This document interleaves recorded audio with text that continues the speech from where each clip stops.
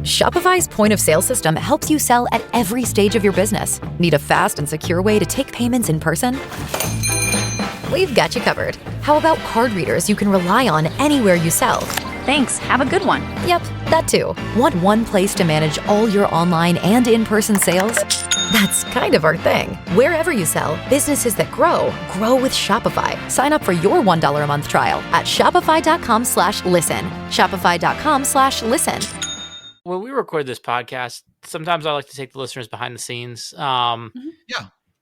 Sometimes I'll crack open a cold one while we're recording, and I've just there we go. I've kind of taken to like leaving them in when I edit, as long as they're not like super right in the middle of something, because I think it just like adds to the vibe. So I just figured, why not? Like, I'm gonna crack open a cold one here.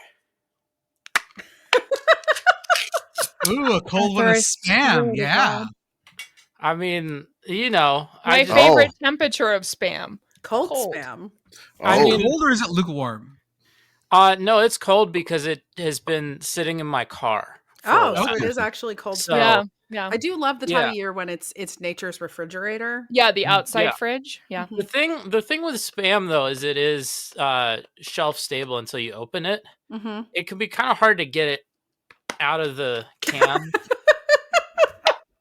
Arthur is actually like shaking. Yep, he did successfully get the spam out of the can. Yeah. We are looking at meat lump. Yeah, I mean, it's. We are looking live at spam. Crack open a cold one and enjoy it while you're podcasting. He's gonna take a bite of spam. Okay. Yeah. Okay. Yeah, he did. It's good. It's pretty good. Pork favor. Sure. There you go. Pork favor.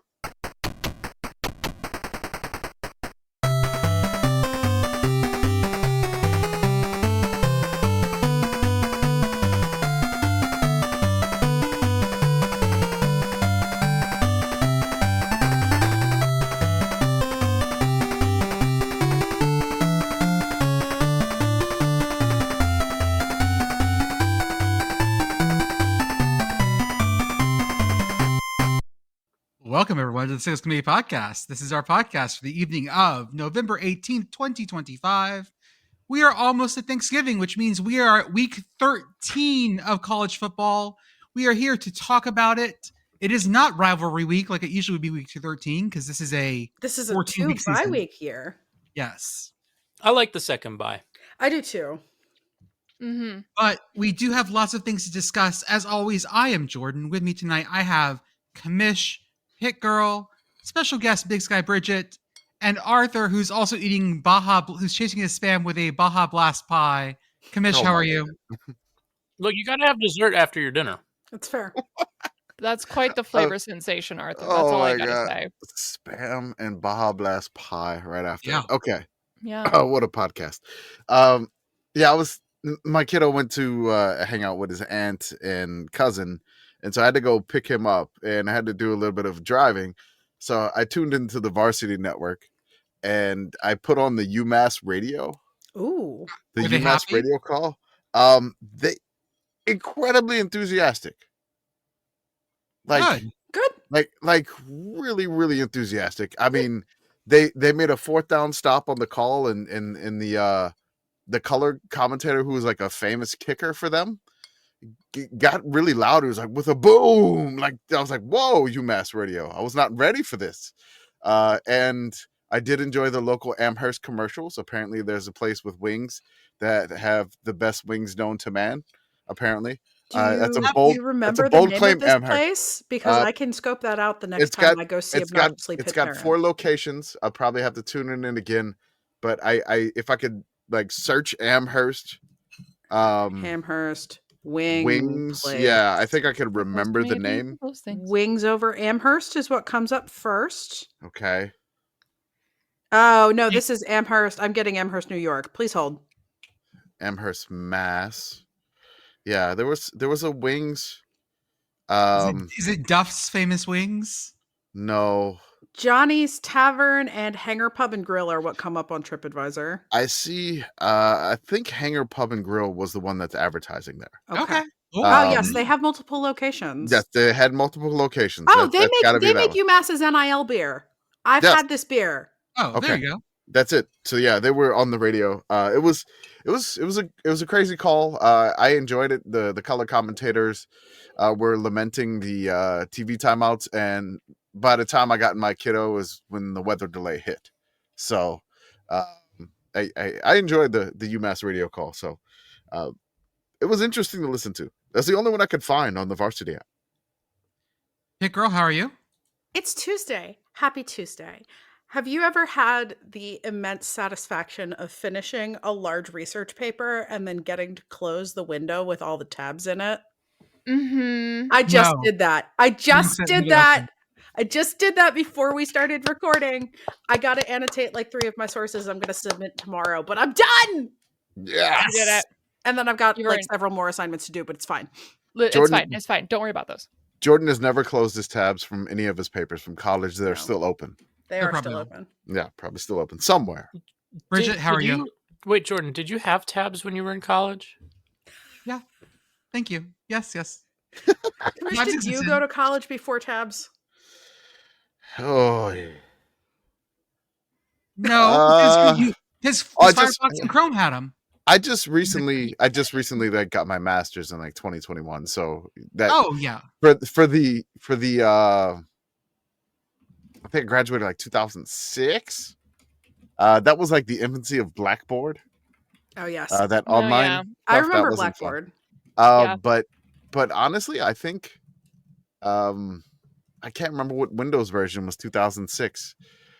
I think I had tabs, but I can't be for sure. I can't be for sure positive that I had tabs.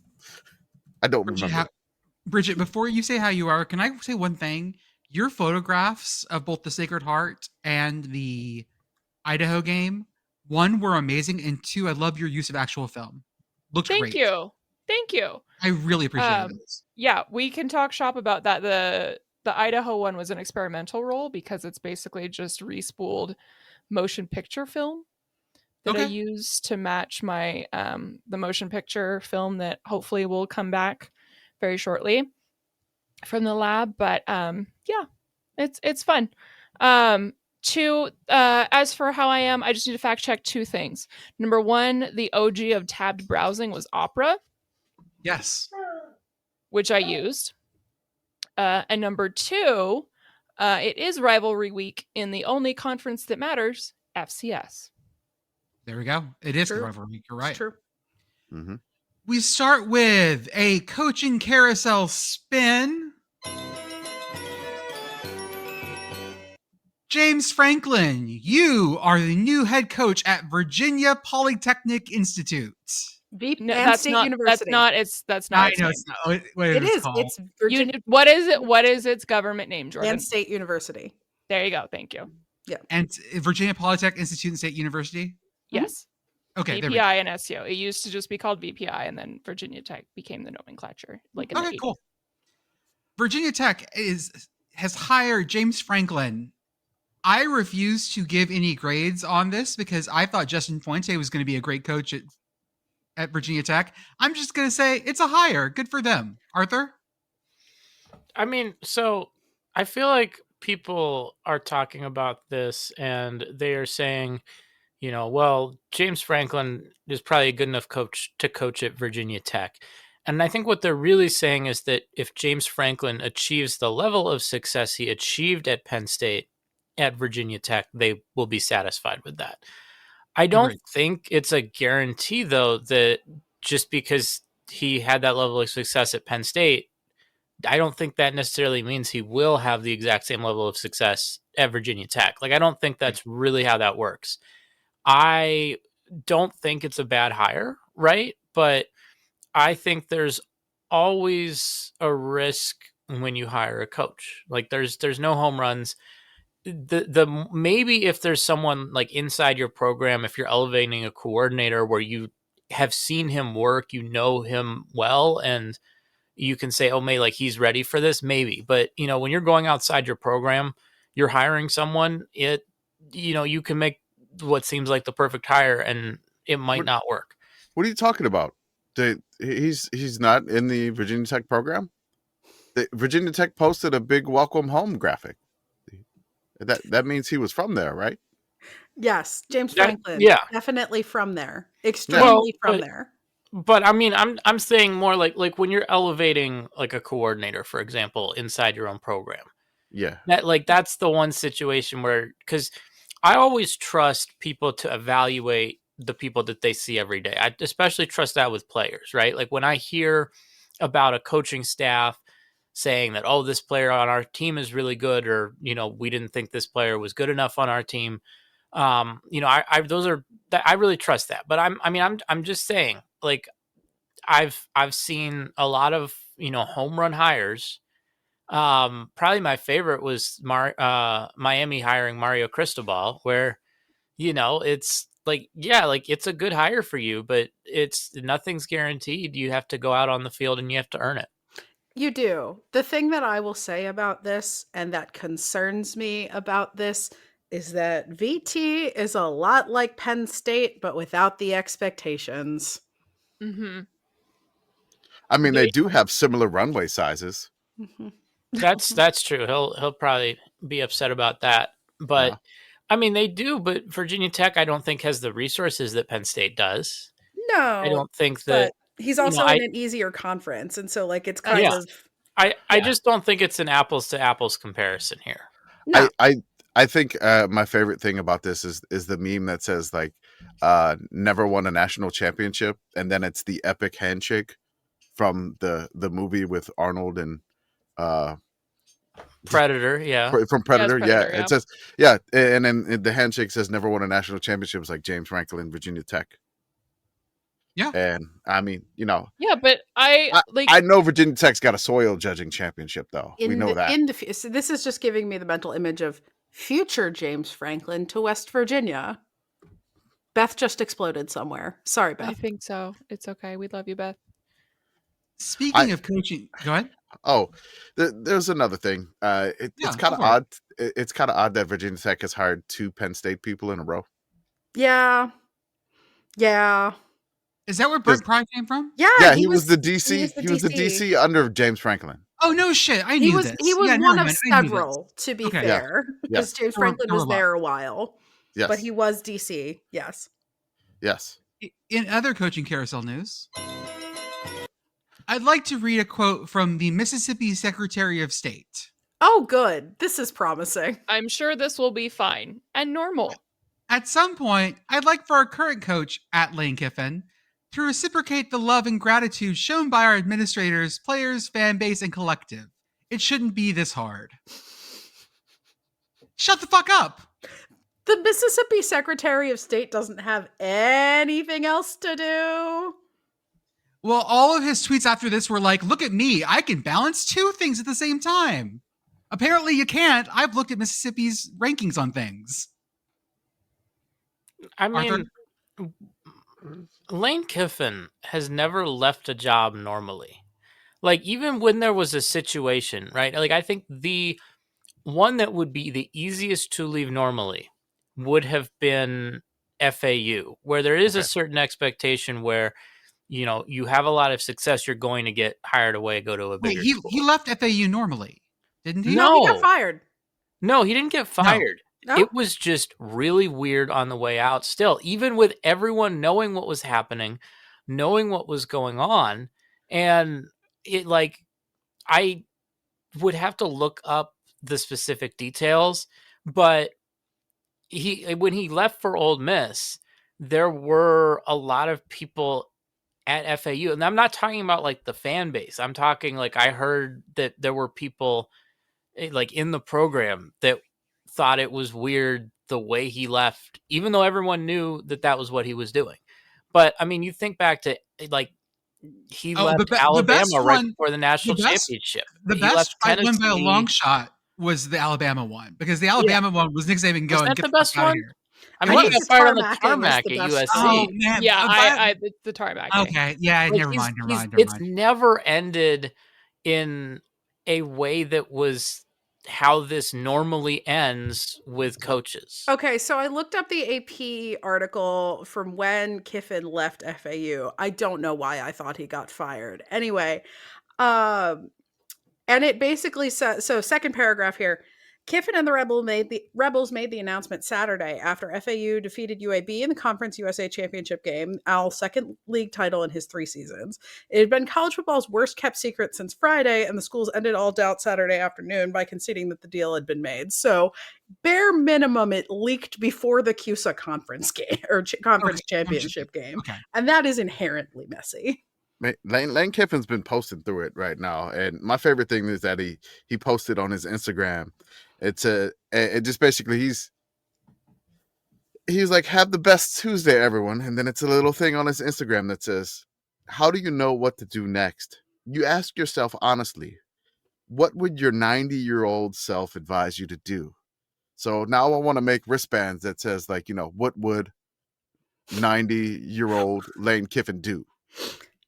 Lane, I want you to know that have the best Tuesday is dangerously close to treading on my line. Don't be doing that. Happy Tuesday is my line. Sorry, give me a sec. I need to get rid of my Discord. No, we like the dings. It's important. It's very confusing. It is. It's like, who's messaging me? Ding. And I look over Ding. and there's nothing. We should put the teams ding in here just so we can jump scare the listeners. Oh my God. Traumatizing everybody. Mm-hmm. Ding. I am now the Grim Reaper of San Jose State hirings and firings. Weirdly specific, but go on. Mm-hmm. Yeah. They have fired 2 coaches since I made the claim that Nevada was lame and no one liked them and they were boring. And then they mollywhooped San Jose State. They've gotten rid of Derek Odom, a defensive coordinator, and Joe Palkic. I muted you, Discord. Ding. I muted you, Discord. Why do I have 2 Discord? Okay, never mind. I have no clue what's going on. I know why you have 2 Discords, Jordan. Why? Because you have like every tab of everything. I guess so. The first year of the Pop Tarts Bowl, we had strawberry. Mm-hmm. Then we had 3 Pop Tarts, including a mystery Pop Tart. Mm-hmm. This morning, breaking news. Beep, beep, beep, beep, beep, beep, beep, beep. We're having 6 edible mascots this year, 3 on Team Sprinkles, 3 on Team Swirls. And here's a quote from Nicole Auerbach. Fans get to vote on which mascot team to sacrifice to Mouth Heaven at game's end. The biggest edible mascot sacrifice ever. First off, Mouth Heaven is an awful set of words. Yeah, don't look that one up on Urban Dictionary, folks. Don't look that one up on Google. At least not without Safe Search on. Who leaves Safe Search on? No one does. Oh, we know. Maybe for your burner. For my burner, yes. The burner's definitely off. You know, I don't. I have absolutely off on the burner. Just open an incognito window before you Google Mouth Heaven is all I'm saying. Yes. That's whenever I live stream and I do my Twitch chats, I always open one incognito window and people are like, where are all the tabs? It's like, they're on the other window because you guys don't get to see that. Secret tabs. Mm-hmm. Secret. I feel like this is, I don't know, man. Where do you go from here? I feel the problem the Pop-Tart Bowl is having. Because, of course, you start with the great singular, and then you branch out. But now the teams don't get to choose anymore. The fans get to vote. I like the Pop-Tart Army. Okay. Personally. What's this, I like the battle lines being drawn. I'm confused by the exponential thing that's going. Like, what's the next number in succession so you go 1, 3, 6. What's the next one in line? Like the exponential, like next level of this here. Like what number is next? I mean, because you increase by 2, you increase by 3. Is it 4? Now we're up to 10. Yeah. Okay. Yeah. I mean, that's a reasonable theory. How many Pop-Tart Bowls then do we have to have until we have like a whole stadium full of Pop-Tarts? I'm just wondering when we Listeners get to the who are all good 22. at math, please tell me this. the all 22 Pop Tart Bowl in 2030. Oh, like Mascot Madness on CFB? Yes. That would be great. Why isn't that the halftime show? Yeah, I want Pop Tart football. Pop Tart football. We also have other mascot news from bowl games, which is something we do love here. Mm-hmm. They are bringing back Prince CHEDDWARD after years of not seeing him. And on this program, me being worried for him. We found him. We can take his picture off the milk carton. He's back. And Ched Z will be his court jester. Oh, that's that's fantastic. But what I think should happen here, Ched Z is the usurper. We bring out the guillotine and we take care of Ched Z at halftime. How do we guillotine Ched Z? He has no neck. Why do we guillotine? Why do we guillotine? What did He's the usurper. The guillotine is the tool of the revolution. Yeah, you'd have to guillotine Prince CHEDDWARD. Like he's no. What did they do to Cromwell? Did they draw and quarter Cromwell? I think so. That was pre-guillotine. Okay, so we draw and quarter. We draw and quarter Ched Z. No. Why? Don't tweet this, man. Don't tweet this. No, I'm not gonna do that. Okay, we're on good terms with them. I'm not gonna do this. Got to be careful because they were in our replies, like worried about, like, you calling Ched Z a usurper here. So yeah, I like the lore that the Cheez-It Bowl is creating. I'm not a fan of Jordan's headcanon. Yeah, let's just. Mine's more fun. We're supposed to have whom? For whom? Me. For you? Me. Yeah, Me. Your fantasy that you get to, guillotine Ched Z. What the hell, man? Again, I have logistical problems with guillotining Ched Z outside of the ethical problems. I mean, I just think if anyone is going to do any usurping, it should be us. Any bowl game out there, if you want court jesters, you should call us. Call us. Absolutely. We'll rodeo clown this shit. Absolutely. I'll wear the funny pants. I'll jump into a barrel. Do we need to yell at College Gameday a bit? Because it turns out that they're not going to a G5 game this year. The last G5 game they went to was in 2023. Was at App State, or sorry, was it James? It was at James Madison. Was it both playing together? It was James Madison. Oh yeah, I think it was at James playing Madison, together. Though. Yeah, but then they went to Boone relatively recently too, because the game was on ESPN Plus. I remember us talking about this. Yeah, it wasn't. It might have been 2023. Okay, it might have been 2023 then. But then the last FCS game they went to was Brawl of the Wild in 2022, where we thought Lee Corso was going to die because it was very cold, and they brought him out for like 30 seconds. We need to be the change that we want to see in the world. I'm just going to say that. I mean, I don't really have time to go post up at the rivalry with a card table on Saturday, but I would if I did have time. But not. I do have Saturday, time. I will be at the Bobcat tailgate. You can come. I will put up a sign that says College Gameday or a bunch of cowards change my mind, and people can come, and I will talk to them kindly and hand out stickers. Well, we'll talk about FCS games in the end, because we're gonna skim through pretty fast some of these games to get to FCS talk. But I will also say that Harvard, Yale and Lehigh Lafayette have similar huge standings to Brawl of the Wild this year. Yeah. Game Day should have gone to Easton. Don't at me. I like the 160th game, 161st. I mean, you had an auto qualifying game for Harvard and Yale. The first ever Ivy League auto qualifying playoff bid. Yep. Yeah. In the history of college football, that was an opportunity. Then you had an opportunity for the Brawl of the Wild, this time in Bozeman. Oh, not Bozeman, in Missoula, which you didn't do that. Then you had Easton, Pennsylvania, which it's Lafayette and Lehigh. Lehigh is the undefeated team. It would have been at Lafayette, which I mean, if maybe it was at Lehigh, you had a better shot because Lehigh is undefeated 11-0.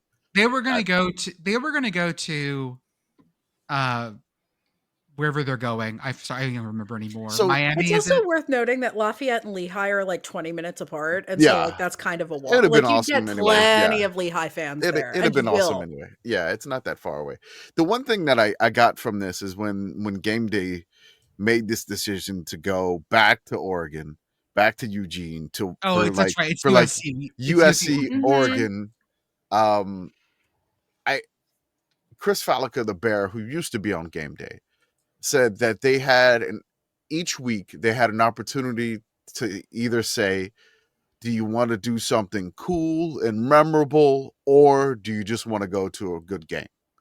And most of the time, what would win out was the cool and memorable thing to do.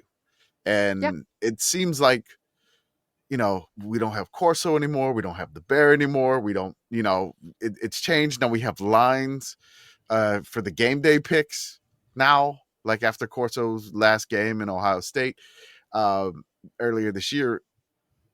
Yeah, it just seems like they're gonna go to the good game, I guess, at this point. It doesn't seem like they're interested in doing the cool thing, which that's where we come in. And that's where you, the listener, comes in. Our ideal model of this is to take this as a traveling roadshow. Our dream is to do Sickos Gameday. We want to be able to go to games that are cool, that we think are fun, that should be highlighted, that should be there. But that's basically like, hey, I'm working to try to get us sponsors. Yes, we got the Mayo Bowl. Yes, we're in with like a couple of different schools, and we're trying to get something like that done. Maybe see you next year, Eastern Michigan. Wink, wink. But yeah, we're trying to do something like that. But we need your help. We need you to download. We need you to click on those stupid links in our beehives to give us ad revenue per click or whatever. Join the Patreon, do stuff like that. So if you want this in the world, and it seems like the big folks that control the media rights and the big conferences are ignoring the little guy, we need your help. We're a committee. You're a part of the committee listening to this. You know that. So if you want it to happen, we want to make it happen. Help us make it happen, and we'll make it happen. Beth, welcome to our show. How are you?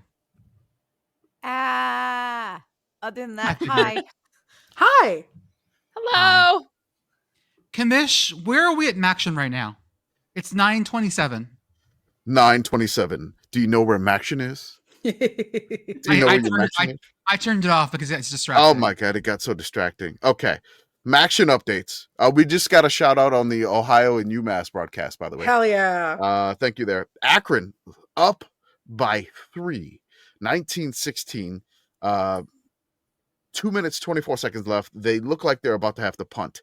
Ohio, 4th and goal on UMass's 1, up 35-14 with 3:26 left. And Western Michigan with a victory. The Broncos, 35-19 over NIU. They are 7-4. They control their destiny to the MAC championship game. But next MACtion, they got to go to Eastern. Dun, dun, dun. We have 2 more games tomorrow night. Central Michigan at Kent State. And then the real banger, Miami, Ohio at Buffalo. Ought to be an amazing game. Both teams that only have 2 losses in conference and are both playing for a spot in that title game. Should be a really great game tomorrow night on ESPN2. On Thursday night, we are light. The ESPN game is Louisiana Lafayette at Arkansas State. Mm-hmm. Okay. And then we have 2 FCS games. We have the Holy Trinity of Louisiana.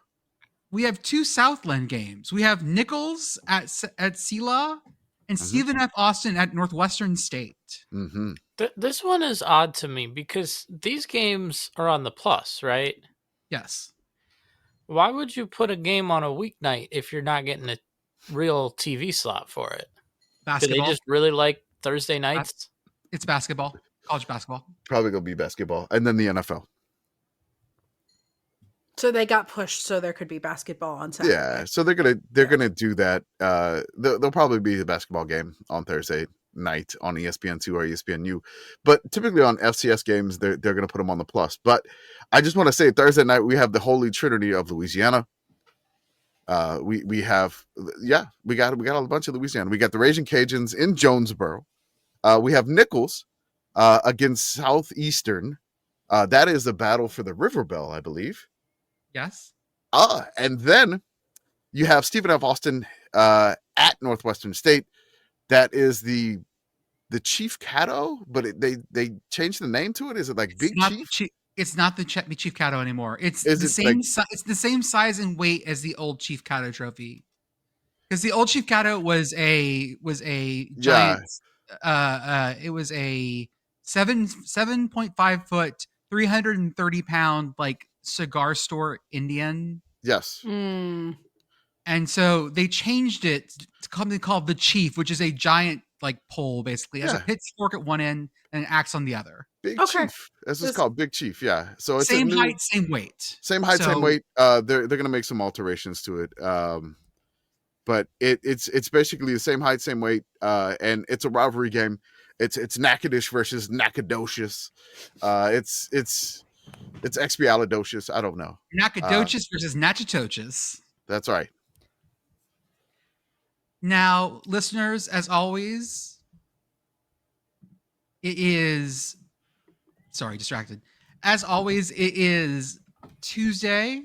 You'll hear this on Thursday, but this is where we do our preview show. Remember, if you want all the games and all the SEC coverages and whatever, but don't find them here, that's not our fault. That's just what we cover. We're going to talk about the games that we think are our games of the week. This week there's not a lot of SEC to find other places. That is true. Mm-hmm. So let's talk about our games of the week. Things were up top. And Commish, I'm going to go in hard on this first one, just like you have it set up here. New Mexico State at UTEP. Done. Yep. Asked and answered, sir. Yep. I don't think we need to negotiate about this one. We love the Battle of I-10. Eternal. Number one, forever. The 102nd Battle of I-10. This is the last time they're going to meet in conference. And this is going on a little bit of a hiatus while UTEP figures out their Mountain West schedule. Winner keeps I-10. They should toll it. Just those 40 miles. Toll those 40 miles. Goes directly into the NIL fund. I like this idea. Oh, actually, you know what? For a lot of close schools, this isn't the worst idea. I like this. Yeah. You should be able to toll the road between the schools. How does that work across state lines? Very careful. I don't know. States are fake. Eminent domain is weird.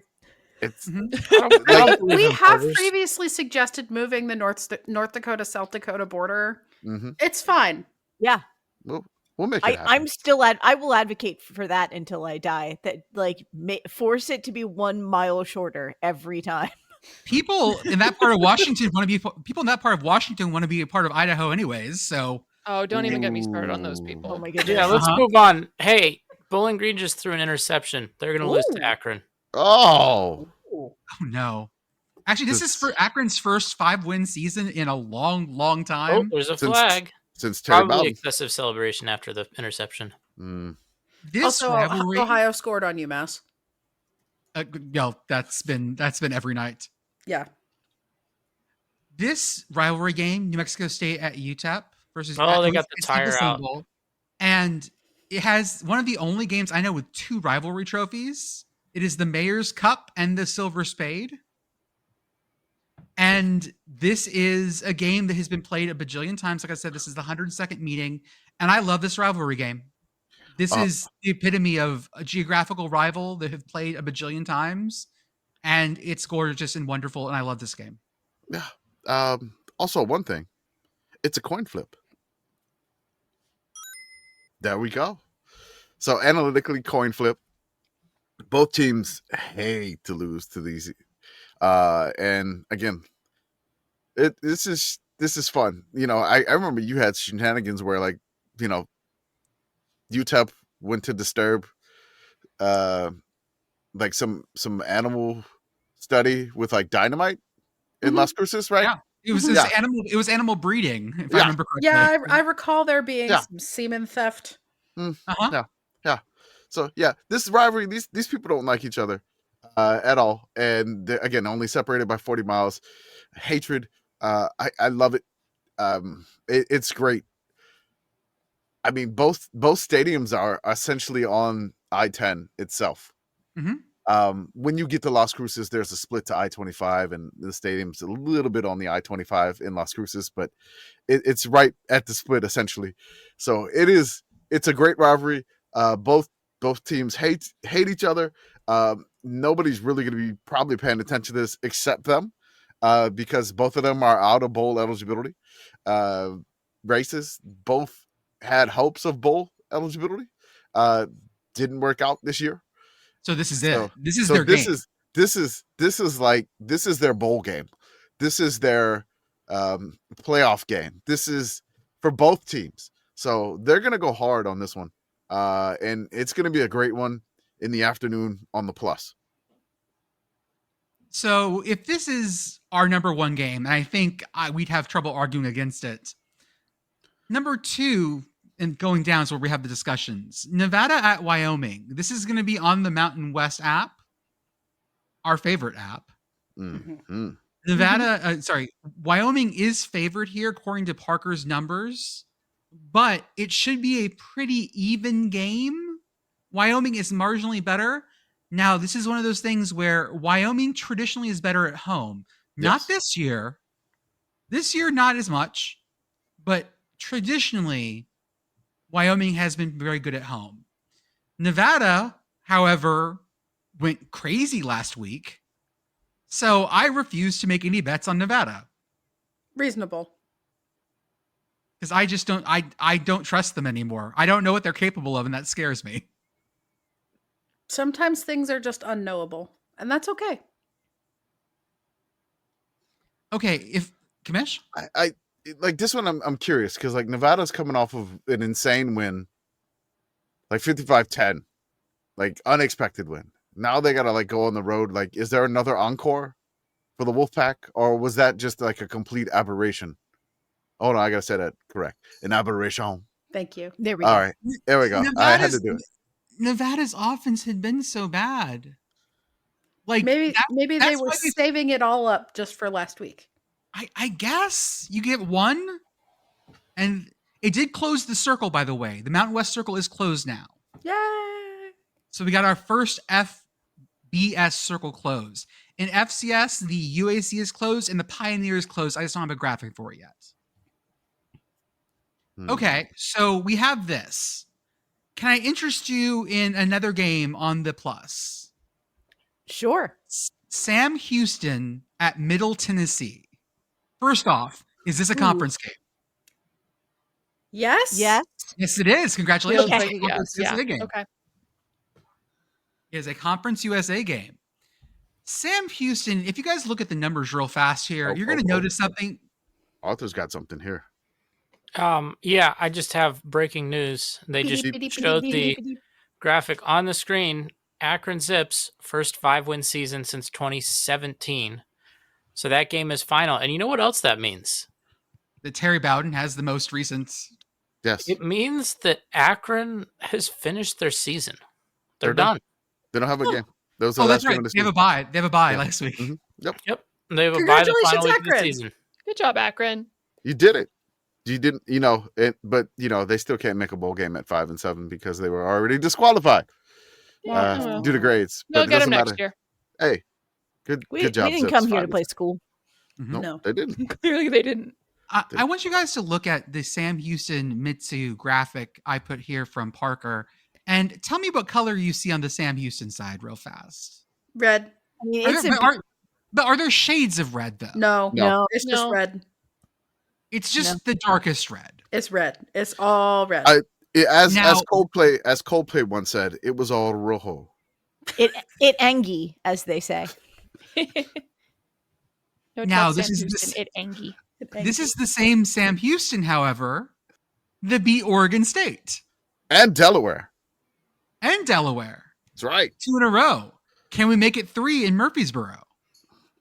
I mean, there is also a lot of red on the Mitsu side, so maybe. There's There only two. There's only 2 white on the Mitsu side. The Mitsu side looks kind of like my mom's cranberry relish. Okay. Yeah. What's white in her cranberry relish? Marshmallows? No. Just the different flavors of the variegation in the red. Yeah, and like Oh, we okay. put whole oranges through there, so like the orange pulp can give you little Oh. blotches of white. Oh, okay, Ooh. okay, Oh. okay. But You're now talking about a marshmallow cranberry relish. No. Wouldn't be bad. No. What you shouldn't decade do are you that. from? Emotionally, I feel like I'm stuck in the 50s sometimes. That That's right. I watched a lot of Nick at Night when I was a kid. I mean, I did too, but I don't put marshmallows in food. Laura Petrie would have. Do you trip over an ottoman every time you walk into a room? I've been wondering. I do. Okay. Yeah. I do. No, I sidestep the ottoman. Oh, As he does okay. in later seasons. That's what he says, but Mhm. we And then know. he slips on a banana. Hey, all peel, you kids! but yeah. Hey, all you kids out there! That's a reference to the Dick Van Dyke Show. Dick Van Dyke is still alive, so we can still count it as a modern reference. I just love Pitt Girl being very quiet as we all talk about the Dick Van Dyke Show. She's got a look on her face. I'm like loosely familiar with the Dick Van Dyke Show. It It's a great involved show. Dick Van Dyke. Yeah, I liked Mary Poppins. Like I know about him. It had Mary Tyler Moore as well. It was, Yeah, it was Yeah. jam-packed. And then she had her own show. Uh-huh. She did, But she couldn't be which a was divorce. also on Nick at Night, which was very But good. she also wasn't allowed to be a divorcee on that show, Right. because people thought she would have divorced Rob Petrie. We couldn't have that. It was a big deal. Mhm. We talked a little about this game earlier. The Louisiana Lafayette. Yeah, not the Arkansas leopard. State, not the Leopards, the Mhm. Raging Cajuns, and Arkansas State on Thursday. Mm-hmm. I'm not drawn to this, except that it's in Jonesboro, and so we get the waterfall. So Arkansas State's 5-5. The Cajuns are 4-6. The Sun Belt standings, the Sun Belt West, still not determined. So that is still up for grabs. Arkansas State's 4-2 in conference. The Cajuns are 3-3 in conference, still mathematically alive. Southern Miss is 5-1, and Troy is 4-2. So there's still technically a chance for the Cajuns. I'm sorry, I thought I was muted. Oh, bless you. It was a very cute sneeze. It was better than the one I did off camera earlier. That was just disgusting. It went better than it usually does, which is half the time whenever I sneeze on the podcast and I'm muted, I just headbang right off the microphone. Oh yeah, that's literally what I did. I did the ugly You're like, off "Ah, camera. wah." Yeah. It's fine. I can cut it. No, it was It was- Okay, so Commish, what else draws you to this game? Is it because there's both still in the race for the West? It's a Thursday night game. These two never play normal games against each other. They never. But it's a combination of Arkansas doesn't really play a normal game, and the Raging Cajuns really don't play a normal game. On top of that, you got a quarterback for the Raging Cajuns. His name is Lunch. All right. Yeah. Yeah, his name is Lunch Winfield. That's right. And you know, both teams need this for bowl eligibility. Like the Cajuns have to have it to get to 6-6. And Arkansas State, they have to win this to stay alive. And then they got to go to App State. So this is kind of a Sun Belt showdown, a little Fun Belt like Thursday night action that we could get here.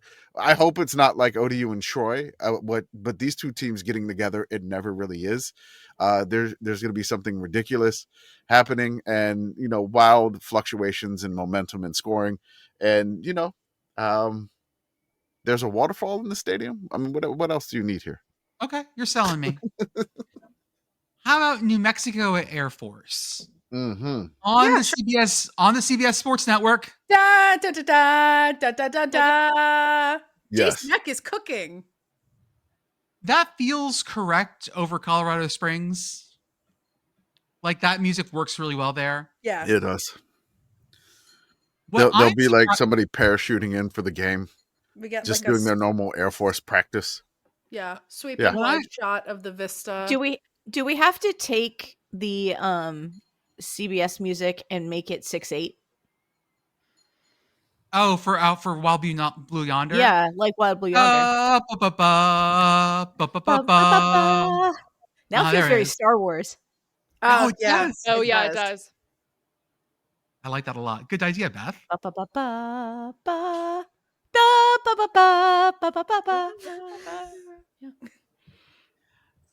Parker's numbers have Air Force winning this, and I don't know that I agree with that. There's a possibility that New Mexico has been kind of not blowing people out. Not blowing people out. Like they've been, I would say, overachieving. Mm-hmm. No, I think that's correct. They're like, I mean, how much longer can their luck continue? Because like they turned the ball over 4 times last week. Like, is this a game that gets them? But the fun thing for me is both of these teams kind of heavily run based. Yes. But Air Force has that really, really bad pass defense. Can Jack Lane get something going for New Mexico in the pass game? But I don't know what the weather's going to be like. So this should be fun. This is good Mountain West. It's Colorado Springs. It's going to be beautiful and cold. That's all. That's what it's always like in Colorado Springs. Man, they get snow there. They do get snow. Not this time of year. Well, maybe. But maybe. It's snow. It just shows up. It's like we here. Does anyone have any strong feelings about Minnesota Northwestern or Oklahoma State UCF? Minnesota Northwestern is important for Northwestern trying to get bowl eligible. Mm-hmm. There we go. I just like it. At Wrigley. Anytime there's a Big Ten West game, like it's there for me already. Mm-hmm. Yeah, okay. Yeah. It does it for me. Like Minnesota 6-4. They've been kind of like, it's weird that I still can't believe like Minnesota like handled Nebraska like 24-6. Like it was just domination. But these two teams getting together should be good in Wrigley Field. Should be a lot of fun. And I just feel like this is a good old-fashioned Big Ten West slugfest here. Mm-hmm. I'm interested in Oklahoma State UCF in the way that one is interested in watching 2 trains crash into each other. Yes. Mm-hmm. Hey, Commish, before we go on to that, sorry, Pitt Girl. Hey, has Minnesota won on the road yet this year? They have not. Oh, they have not. No. There's 6 at home, 6 wins at home, and 4 wins on the road. Yes. Where do they play for the Axe? That would be on the road. Okay. So Wisconsin may win the Axe and save Luke Pickles. Well, his job's already saved. No, sorry, I was wrong. They're playing that at Home Axe. Home Axe. Home Axe. Pitt Girl, go ahead. You're looking at a train wreck. I mean, that's all I really had to say is like this feels like Oklahoma State UCF feels like in the 1870s when nobody had anything else to do and they would just crash 2 trains into each other to see what happened. Yeah, we did that once. Yeah, people got hurt, but yes, I mean people might get hurt watching this. Hopefully without the injuries, but yeah. How many? I mean, how many there's other kinds of damage, emotional, psychic. Mm-hmm. How many touchdown passes do you think UCF's quarterback's thrown this year? 2. Oh, it can't be many if you're asking. 10. 2. Okay. I'll take the middle and go 6. Okay. So you got Brigit. You got the correct UCF quarterback. 6 touchdowns. Pitt Girl, you got Oklahoma State's quarterback correct with 2. Oh no. Yes. Give me the interceptions of both quarterbacks. Whatever you want to say, like Oklahoma State or UCF. Just UCF 12. has probably thrown 14. Okay. So 6 10. touchdowns and 14 interceptions. No, it can't because he's not on our Detmer list. So no. I'm gonna say 6 touchdowns, 9 interceptions. Well, Nice. It would be nice. Unfortunately, it's 6 interceptions. 6 and 6. Okay. How many interceptions do you think for Oklahoma State starting quarterback? I'm gonna guess like 2, just to match it. Yeah. 4. Oh, okay. I'm gonna bet high and go 8. All right. Beth. She unmuted. 5. That's right. Beth got it. She got 5 on it. So the starting quarterback, like I said, So both of their leading rushers have about 500 some odd yards rushing. Both of their leading receivers have about 400 some odd yards receptions. So just purely from like UCF should win this, but like if there's any of that classic Nebraska Scott Frost left, like it could come out in this game, and that's the only thing that I want to see if that happens. And also, I want Oklahoma State to close the Big 12 circle. Come on, Oklahoma State. We do need them. We need them. Wheel of ACC. Turn. Tell us the score that we should learn. We'll start with the Axe on the ACC network. Cal at Stanford on ACC. That's exactly where this game belongs. Why are you asking what channel it's on? Of course it's on there. Yeah. Where's Cal at Stanford? It's on the ACC network? What? Beth? I want to rename this part of the ACC as just the Pack. Mm-hmm. The It feels like the Pack needs to have a Dune apostrophe in there. Yeah. What does the A stand for? If it's because it can't be Atlantic, right? The Pacific Athletic Atlantic. The Pacific Athletic Coastal Conference. Yeah. Every ocean's the Atlantic if you think it's big enough. Mm-hmm. I mean, you just go Pacific Athletic Coastal Conference. They're all touching. Take the Atlantic out of it, yeah. All right. What about the guy in Ocean's 11? No. Are they going to bring George Clooney back for the next one? He was dead as of Ocean's 8. Okay. So was Marley. It didn't stop him. That's true. It feels like that is a franchise that is comfortable with people faking their own deaths. Okay. And or because they've already done this as a bit, real life George Clooney comes and joins the heist crew because he looks a lot like the person that was played by George Clooney in those movies. This was Ocean's 12. I remember this very clearly. Ocean's 12, Julia Roberts' character does a bit about how she looks like Julia Roberts. One of the funniest / dumbest things I've ever seen in a movie. So, Arthur, since you are a connoisseur of film, what heist movie is Cal at Stanford? That's tough because I don't think that a lot is going to happen here. Like, I don't have high expectations. So it's Now You Three Me? Oh, no, Now You Three Me was great. So, like Paul Blart Mall Cop 2? Oh, that's a good one because I feel like Paul Blart Mall Cop 2, you know what you're getting into.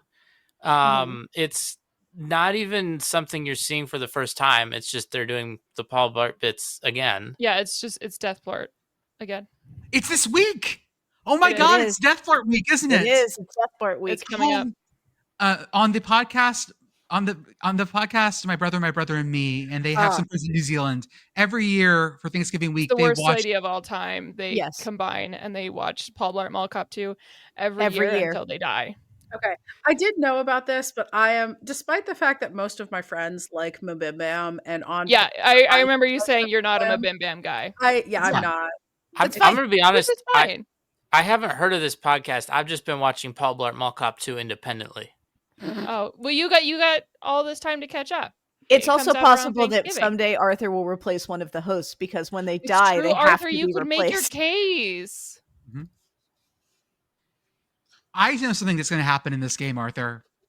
Cal's supposed to win, so Stanford wins the game. Correct. Yeah. Is this the one where they stare each other down really weirdly? Yes. Okay. Yes. And they hold the axe by staring at each other. Oh, in the game. I thought you were asking if that was a bit in Paul Blart Mall Cop 2. And I'm like, probably. Only him and the swan. Yeah. There's some sort of bird. I forget what kind of bird. There's some sort of bird that he fights. It was a swan, yeah. Okay. Boy, a depressing number of us have seen this movie. I've never seen this movie. I've never actually seen it. I've just listened to the Death Blart. Like, I go back and listen to my favorites. Where's it streaming? It's got to be streaming somewhere. Hang on. At some point, I thought Arthur said Paul Blart 2 Independence Day. That would be a great. That's a great Paul Blart sequel. I would. I thought like he to said see Paul Blart in 2 Independence Day. Independent Study, which I loved Yeah. also. Okay. Wow. It was like it's a class. Paul Yeah. Blart Mall Cop 2 Cop is 2, not his on any capstone. streaming service right now. Wow, so you're gonna have to like go into the bargain bin at Walmart. Well, like Mhm. it's available to like rent from a bunch, like from like Prime or YouTube or Apple, but it's not like on That's anything. not a rent. to That's a subscribe purchase. to or... That's a purchase. Yeah. That's true because you're gonna want to watch it again. We have other ACC nonsense. Mm. North Carolina continues down Tobacco Road. They host Duke on the ACC network. Their journey down Tobacco Road is going much the same way that a lot of people with major nicotine addictions go. Mhm. Okay, Wizard of Oz, but instead of the yellow brick road, it's Tobacco Road. Mm, It turns things yellow. That works. it does. Yeah, Yeah. that's still Yellow Brick Road, actually.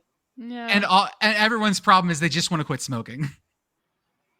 Does like all like the newfangled stuff, like the vapes and like the Zins, does that still come from that part of the country, or is it like just No, the new Zen factory, or like they opened a new Zen factory. It's in Colorado, I think.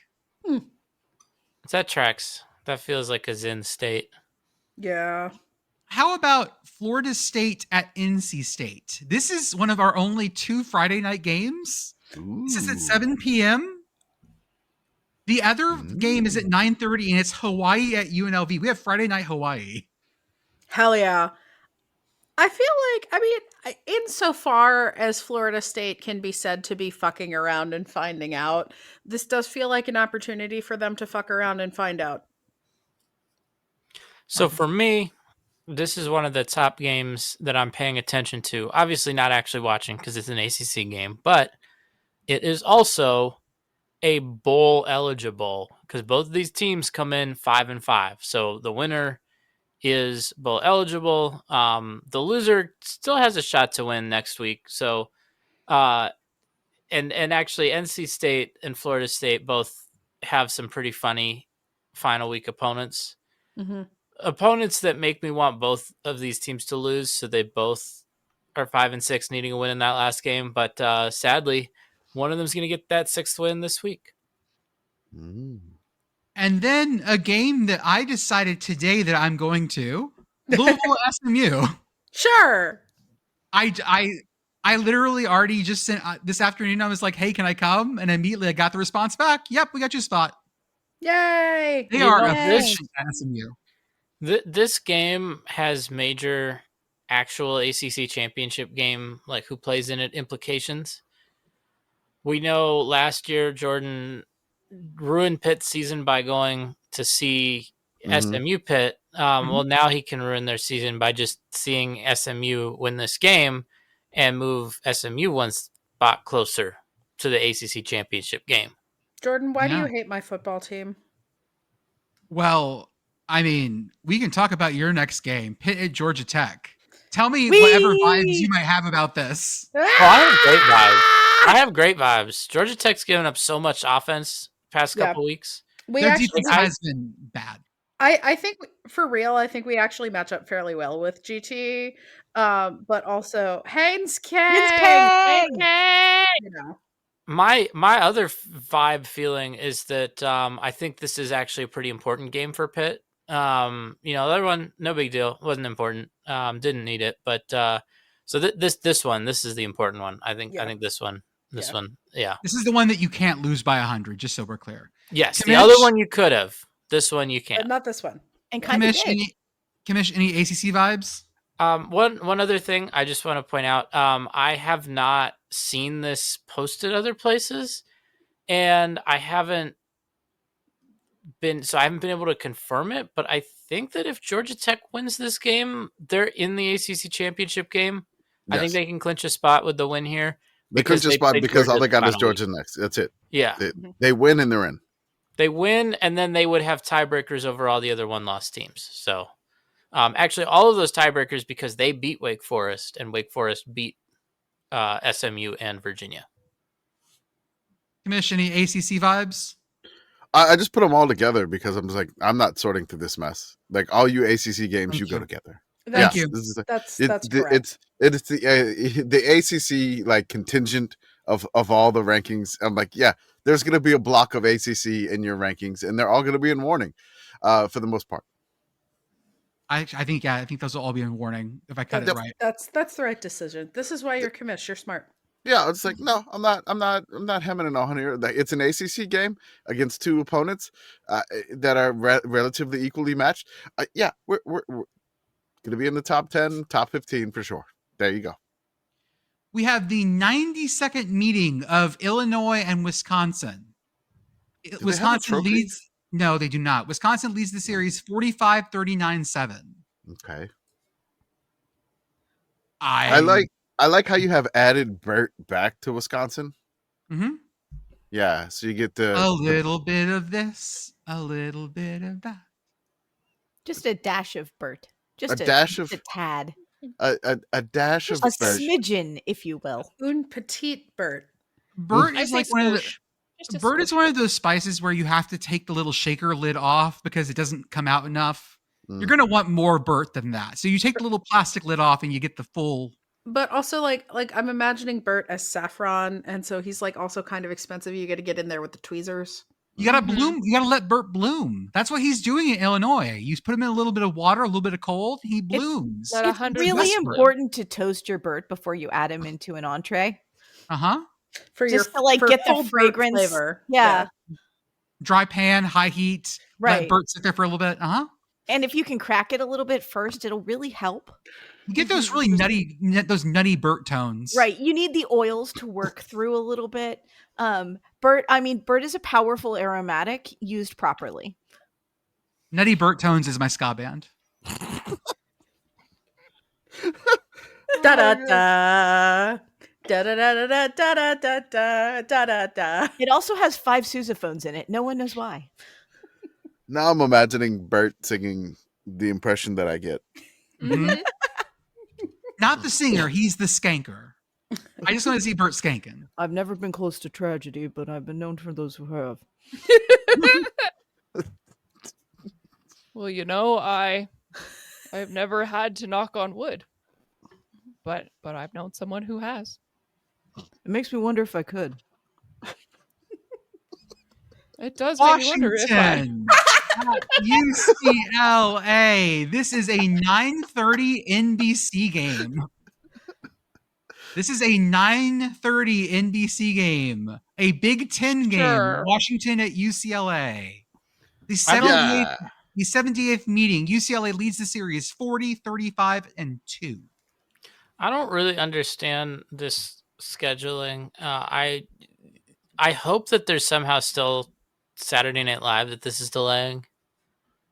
Mm-hmm. You know? Oh, that's right. Like, I'm guessing based on the scheduling that Saturday Night Live is not airing a new episode that week because they're going to Thanksgiving stuff, right? They're giving people the time off. But I like to just imagine someone Saturday Night Live getting delayed after a 10:30 p.m. Eastern college football game. I just double checked you. They are not showing a new episode. Yeah, that's why they are having a college football game at this time slot instead. That's fun. I do think that I wish so. One thing not 100% related to this game, but related to NBC. If you have YouTube TV, you have a new channel, and it's kind of an old channel, but NBC Sports as like an actual channel is back. Ooh. I think it's just back on YouTube TV right now. It is just YouTube TV right now. They're planning to have it other places. So what it's going to have is it's going to have some of the sports that are on Peacock, but not all of it. Right. So, and they haven't really announced like what it's going to be. So unfortunately this week we don't have a Big Ten Peacock game because NBC is putting this game on regular NBC. So we can't test out whether you'll still need Peacock to watch college football. But I'm excited to figure that out at some point. Hopefully. Do you know what it is going to host? They did announce Gold Zone Whip Around for the next Olympics. Yes! Ooh. It's go. So that's what they're putting it. Yeah, it's interesting because last night there was a Peacock NBA game and it was on the NBC Sports Channel, but tonight's Peacock games are not on the NBC Sports Channel. In fact, they're replaying last night's Peacock game instead of the live games on Peacock right now.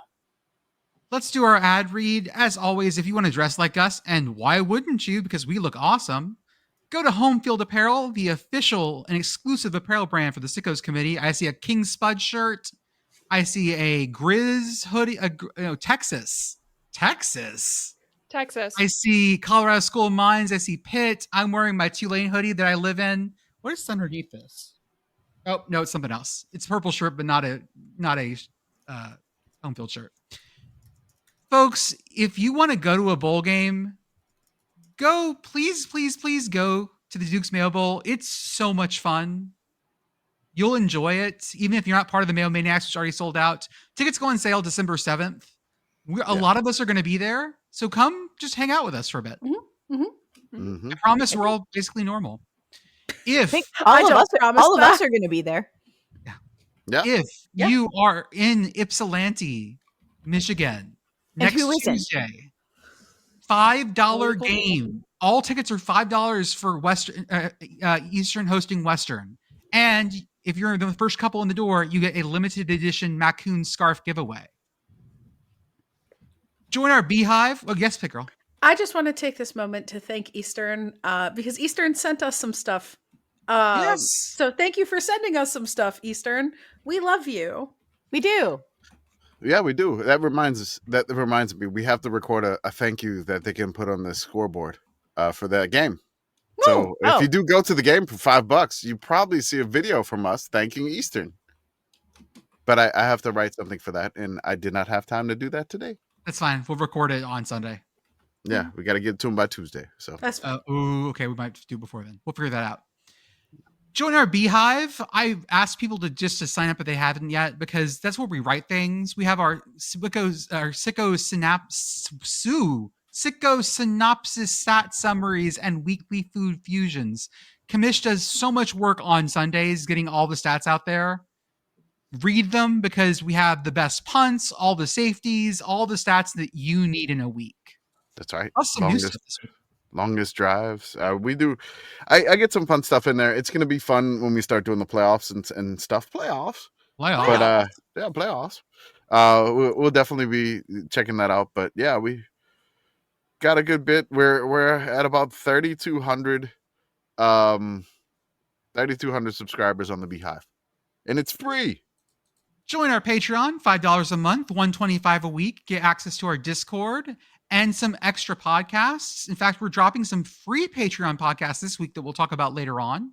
Go to our merch store at sickoscommittee.org. Our MACtion merch is still going crazy. I also just made a plain black Sickos Committee shirt for everyone that wanted one. So there you go. We're probably going to be doing a sale at some point, but I don't know. Oh, yeah. Or Black Friday. Black Friday, yes. We'll do that for sure. Join our YouTube, join our Instagram, join our Twitch, where I've been going on more and more and just talking with folks. Thanks for coming on and chatting with me during lunch sometimes when I get bored. Shout out to Message Board Geniuses Podcast. They go to places we refuse to go. Shout out to Feed Your Mascot Podcast, where our friends Jeff and Blue talk about the culture around college football. And on Saturdays, if you're out and about, listen to the College Football Blitz, free on the Varsity app. It is College Football Red Zone, where you get to hear radio calls from across the country for 12 hours every single Saturday. At Arizona State University, we're bringing world-class education from our globally acclaimed faculty to you. Earn your degree from the nation's most innovative university. Online. That's a degree better. Learn more at asuonline.asu.edu. Other games we have going on. I know that a lot of people are down on Conference USA this year, and that's not our gig to be down on a conference. We don't talk about it that way. Missouri State at Kennesaw State is going to be a banger. Missouri State has been a really great team this year. They have 7 wins so far, are not bowl eligible unless we end up with a bowl with not enough 6-win teams. And Kennesaw State, minus their loss to Jacksonville State, is still towards the top of Conference USA.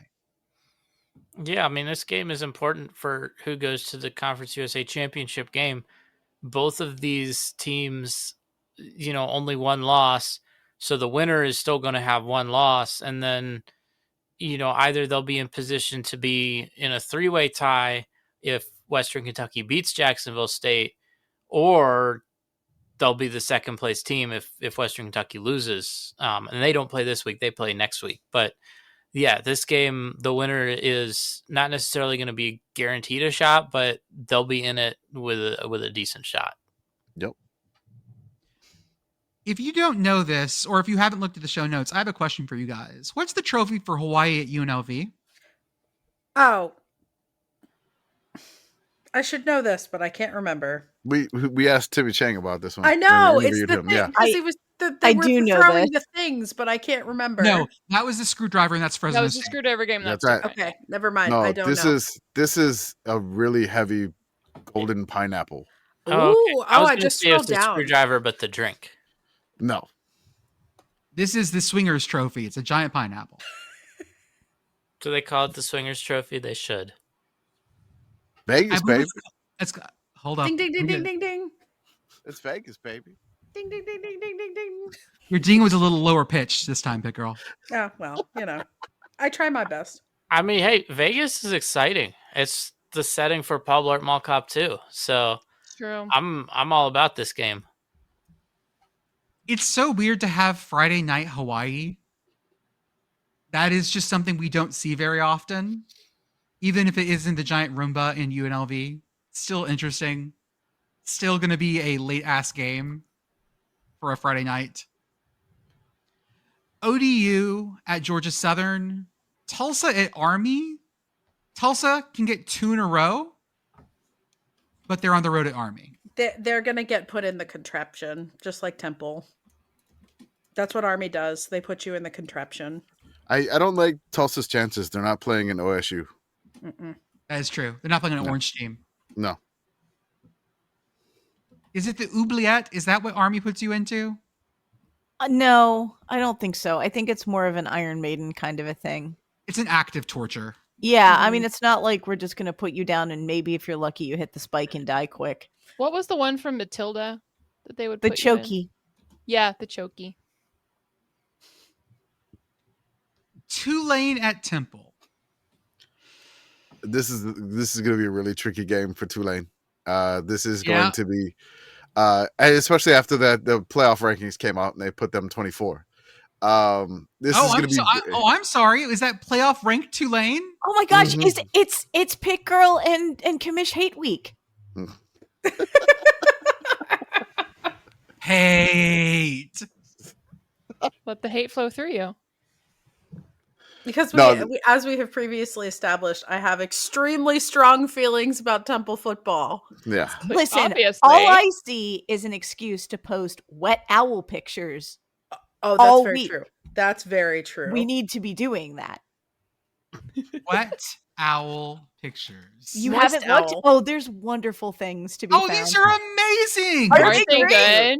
Yeah. Wet owls are amazing. Yeah, this Okay. is our new graphic design language for this week. I have great news also. I just checked the weather in Philadelphia for Saturday. High 53, 70% chance of rain. We are, in fact, going to see a bunch of wet owls. Oh, God. Uh-oh, Commish. No, it's just not. Like I said, this One is going to be normal really, game. really. It's not. This is going to be. It's going to have to be a gutty. Man, I don't think Tulane has really played a complete game all year. I would agree with that. Where they go and they just like from start to finish they dominate the entire game.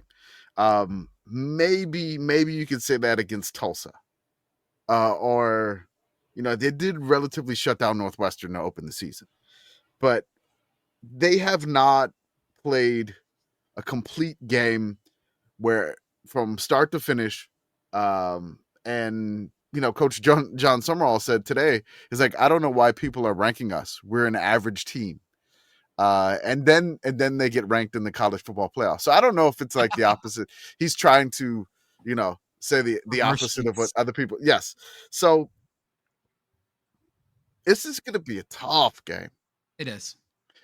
Temple had a bye, and they needed the bye because Army never gave them the ball back at the last at that other game. They haven't had the ball back for 2 weeks and 10 minutes. and 10 minutes. Well, Commish, at least they play at a very normal time, right? 2:45 on ESPN. Oh, a 2:45 kick. That's fun. Hey, it's on an actual channel. We got that going for us. True. At the link. Improvements. Nice normal time slot. I don't know, like, if it's gonna be ugly, rainy, and like kind of cold. I don't know how Tulane handles that. Welcome to Pennsylvania in November, Tulane. Jordan, what's our 137 kick? notorious things that happen to Louisiana teams is when they go up north, like when the Saints would go to like play the Jets or go play the Bills in November or something, or the Bears, like they go to cold weather areas and they just don't do well. And then you add rain on it. You're a wave. You are made of water. It didn't work in the military here's bowl. The question. Yeah. Here's the question: is water wet? No, we're not doing we're not doing that again. No. Nope. Embrace debate. Thread closed water wet. after 5,322 pages. It should be by the fine. forum moderators. The link look, gonna look very dismal. Yeah. I think when it comes to Tulane, right, the committee, they have to put some group of 5 champion in, right? Yeah. And although we did see they can just say who it would be without ranking anybody, True. you know, it looks better if you rank someone. And look, Tulane, they got a path. It's wide open right now. They just got to handle business against Temple. Then, I mean, you look, they got to handle business the final week of the season, but they're hosting Charlotte. So, Yeah. you know, You you would think hope. they can do that. Feel better about that one. I'm just saying, like, Tulane, path wide open. Wide open. It's like, is this like, do they, if you have a complete game left in you, Tulane, or if you find one this week, as Puddle says, you need like an A minus game here this week on Temple, I think, to win this, because Temple is going to be ready. They had 2 weeks to prepare for you. It's going to be rainy. It's going to be cold. It's going to be ugly. Now you have the ranking on your head too. So like Temple's going to be fired up. Casey Keeler's going to have them ready. You got to come out to play because Temple will get you, and it's going to be a tough game. That's right. Does Virginia Tech get a new coach bounce higher versus Miami, even if he's not coaching? Okay. I mean, they do, and it's going to involve clock management. Okay. Wait, okay, but again, I can't wait. Does VT play Miami next year? Who knows? It's Can ACC we see schedules are what unknowable. happens? Can we might get to see what happens because James my Franklin God. and Mario Cristobal might cancel each other out. Oh my God. goodness. And they just make very reasonable clock. Yeah, they might decisions. actually just both make good decisions. Yeah, I mean, the thing with Miami this year is they've already lost enough games to have blown their opportunity. And they are in a position where if a lot of things go right, they could get back into the ACC championship game picture, but they're not there right now. And, you know, I feel like just vibes-wise, this is a Miami team that is going to just miss the playoff, right? Like, it's going to be like, oh, well, you didn't make the ACC championship game, so you can't win your conference, and you're going to be ranked just outside. And And so even though you have a feel head like, 10 win over Notre Dame, you'll be ranked below them. yeah, yeah. A game that I am interested in from just can we get James Madison at least in the ballpark for this? Wazzu heads out to Harrisonburg. Harrisonburg? Harrisburg. Harrisonburg. No, it was the first one. Harrisonburg, okay. Heads out there to play James Madison. Harrisburg is the capital of Pennsylvania. Does not That's have right. a college football team. No. Okay. I don't If think you think of James Madison, you got to think of William Henry Harrison. I don't think that Washington State is good enough to really give James Madison a bump. They have a good defense, but it's just like, hey, you got Wazzu if JMU could, like, the thing is, like, North Texas beat Wazoo 59-10. So James Madison, you got to do that or worse. You're going to have to get some style points here. You need, and James Madison again. They've been getting style points. Look at James. Look at all these single digits on James Madison, man. Oh yeah, they've secretly been one of the best teams in the country. They just play a Sun Belt schedule so everyone doesn't look at them. I mean, the one game that they got against a power conference team didn't go great for them, but yeah, other than that, they've been flawless. What game was that? I believe they played Louisville. Yeah, 28-14. but they lost. Yeah, and that's not like a close loss. Within 14 points? I don't know, man. I feel like that's not that good. Louisville's still in the race for a conference title. So is Pitt. Okay, Louisville is barely in it. They have 2 conference losses. It's okay, and SMU's going to take care of them this weekend. Okay, Delaware is going to Wake Forest. Sure, why not? Not a conference game. No, at least not in this decade. Honestly, Delaware to ACC would be a vibe, and it would solve the math problem. Why not?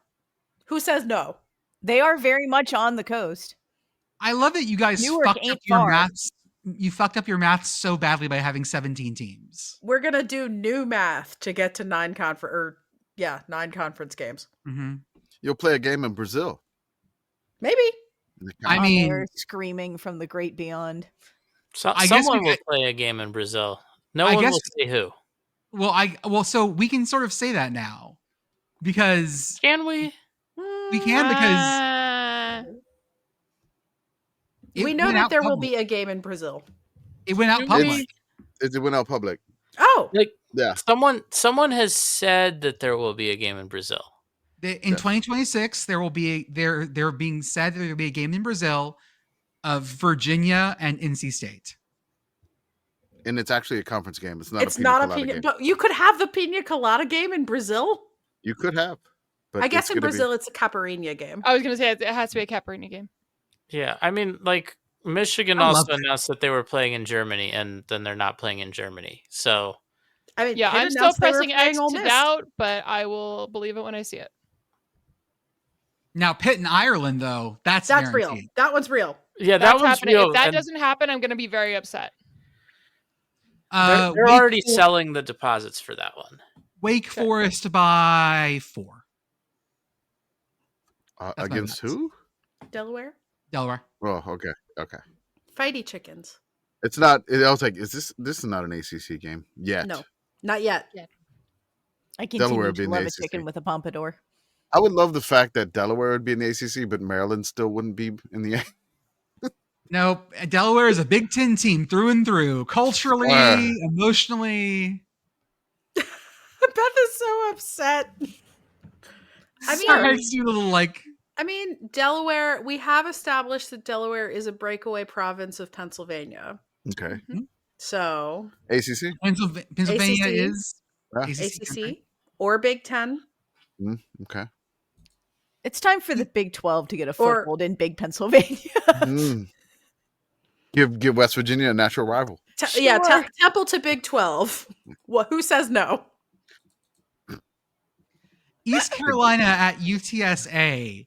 East Carolina needs this one to stay in the race, but UTSA hosts them. Simply walk into the Alamo Dome. Remember the Alamo Dome. Can they sail into the Alamo Dome? I don't. No, you cannot because the river doesn't get close enough. With that attitude, right? What if you got one of them ducky boats? It's just a little portage. You got this. The river itself isn't big enough for a ducky boat. We got an amphicar. Yeah, good LBJs. Yeah. The river is not that big at all, man. Surely there's a spot that can manage this. You would have to take like the Pirates of the Caribbean from Disney World boat. That's how that's how big the river. They have the little. What about a duckling boat? I like that. Tracks, let's go. Duckling boat. I like that. Okay, I could go with that. Colorado State at Boise State. They've played this game 13 times. On purpose? And Colorado State has won one of them. Uh-oh. And they've never won in Boise. About that. 2 in a ever? Yeah, I don't think that this is gonna Not this weekend. Okay. Jordan, Boise's gettable. Yeah. By Colorado State, I skipped one. You're right. Sorry, Pitt Girl. You did. Yes. Go for it. So Jordan has skipped Nebraska at Penn State. And this is the opportunity for the prodigal son to make his case. That's all. I just want to acknowledge that. Is Matt Rule the prodigal son? I mean, he's the guy. He did go away, and now he's coming back. And now he come back, maybe. I like. So like Matt Rule just signed an extension, right? Right. Yep. Yeah. Okay. Now he's in. But like a bunch of Penn State fans didn't want Matt Rule. Right. Yeah. A bunch of Penn State fans don't want everyone. Yeah, they don't want anyone, which they don't means want they good got to things pick for someone. themselves. So they could pick the guy that went there. This is a super fun place to live right now because everybody's very grouchy. I bet. Like they haven't picked it. He was a linebacker for Penn State. Uh-huh. On purpose. I met him. He's shorter than me. Does that mean I could be a linebacker? Yes. Did you try hard and believe in yourself? Yeah. Okay. With the right attitude. Beth, sprint football was made for you. I told you about sprint football, right, Beth? If you have, I don't remember it. That could just be because it's very late. It's football, but everyone has to be under 178 pounds. Oh. The service academies are unsurprisingly very, very good at sprint football. Navy just won the championship over Army. That's me, and I'm somewhat bitey. Okay, other games. I'm going to list a couple. If something jumps at you, holler. Ball State at Toledo, Georgia State at Troy, Utah State at Fresno State. Ooh. Yeah, Utah State still needs a win to get bowl eligible. Utah State still needs a win to get bowl eligibility.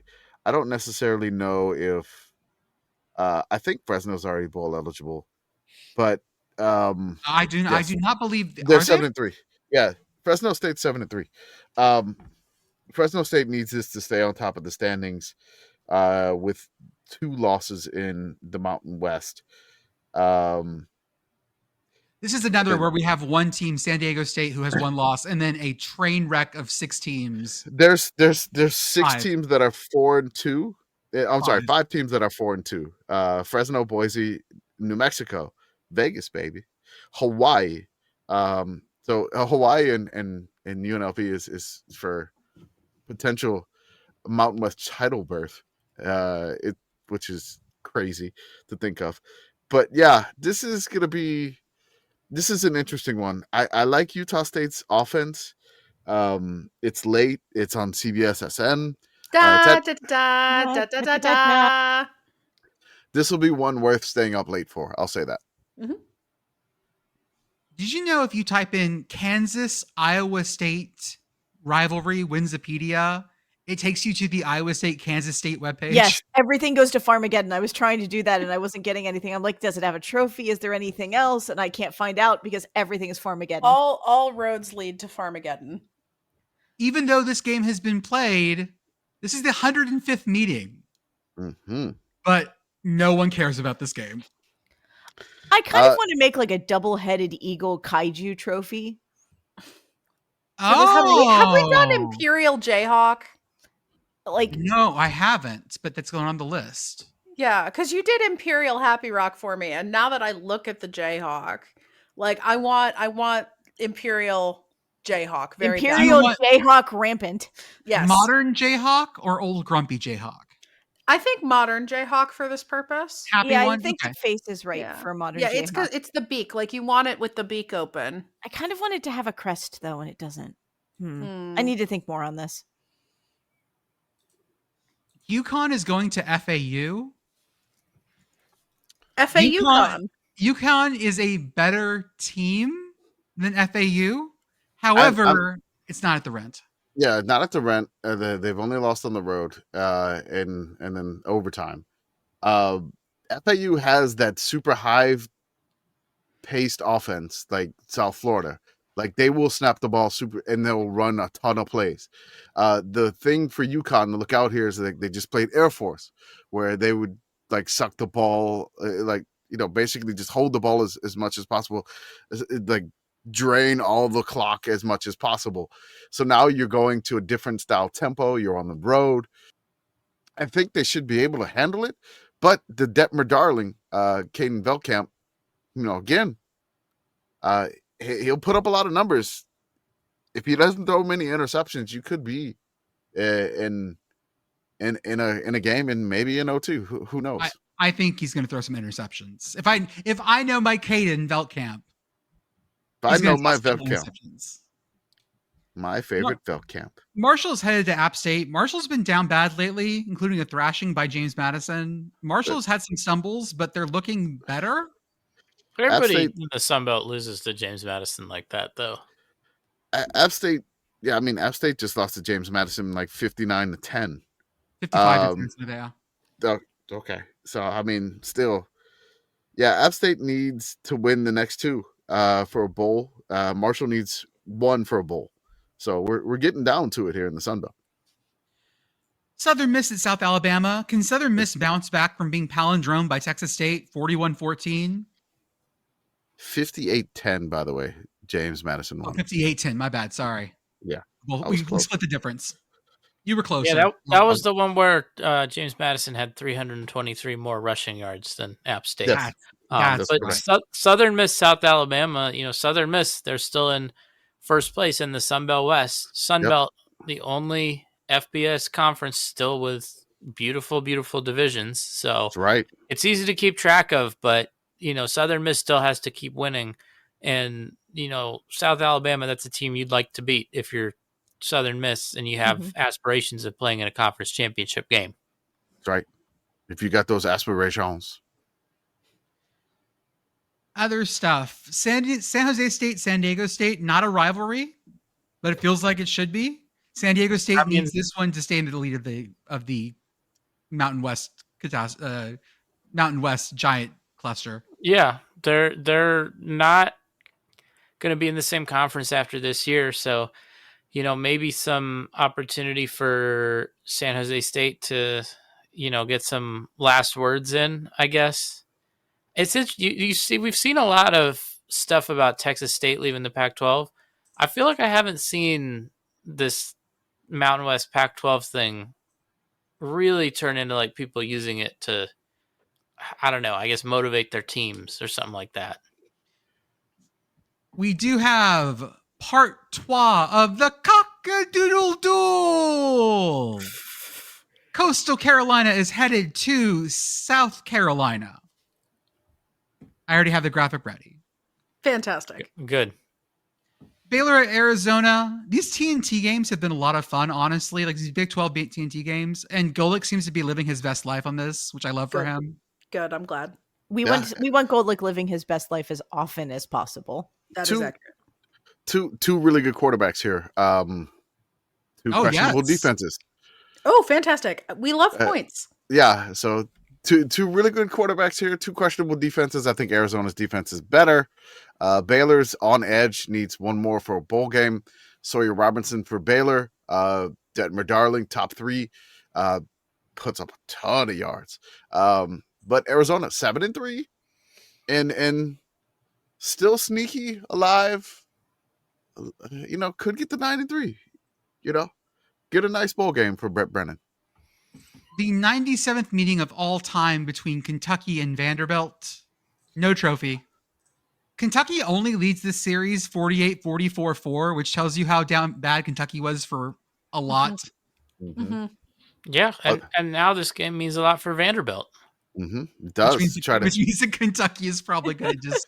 Them ham wagons are going to be rolling into Nashville with Mark Stoops, baby. Kentucky throwing out spike strips. That's right. Diego Pavia. Yeah, and Diego Pavia is just like, fuck your spike strips. Like, it's fine. I think it's fine. I believe in Diego.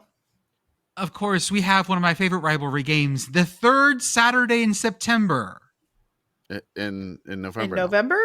Yeah, man. The SEC, they've completely fucked up their schedule. They broke the schedule, and I don't like it. Tennessee, Florida is happening in mid to late November. This is wrong. Yeah, I feel like it should take like 9/11 for this game to be this late in the year. Okay. I think that actually did happen. It did.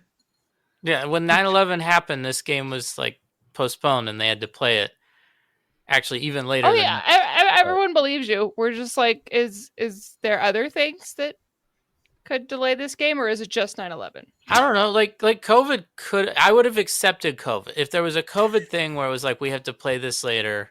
Keep it, or like a hurricane. This is a light entertainment podcast, Arthur. Keep it light. Keep no mass casualty incidents only. No, serious disasters only. This is a light entertainment podcast. Things that get profiled on. Well, there's your problem only. Right? Okay, yeah, like we don't do that. Do you guys ever like? You'll just be criticality accident. We can move Tennessee, Florida. You'll see flags at half staff. You'll be like, man, I have no idea what the hell happened to get that flag at half staff.